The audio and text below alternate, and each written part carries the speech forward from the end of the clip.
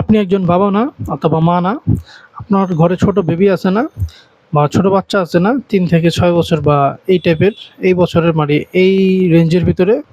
So আপনার বাচ্চার একটা কমন সমস্যা নিয়ে কথা বলব, যেটা মোটামুটি প্রতিটা বাচ্চারই থাকে বা প্রতিটা ঘরে, ঘরে এই সমস্যা দেখা দেয়।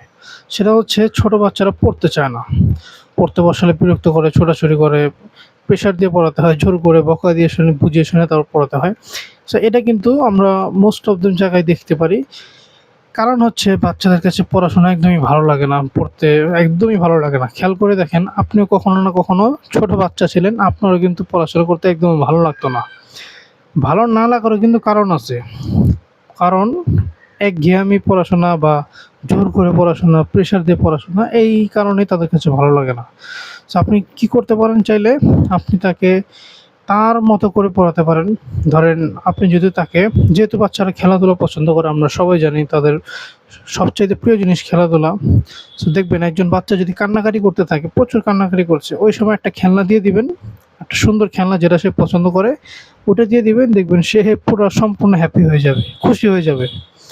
সো আপনি চাইলে তাকে খেলার ছলে, ছলে পড়াতে পারেন। অনেক ধরনের খেলনা আছে যেগুলোর মাধ্যমে কিন্তু আপনি বাচ্চাকে গিফট হিসাবে দিতে পারেন।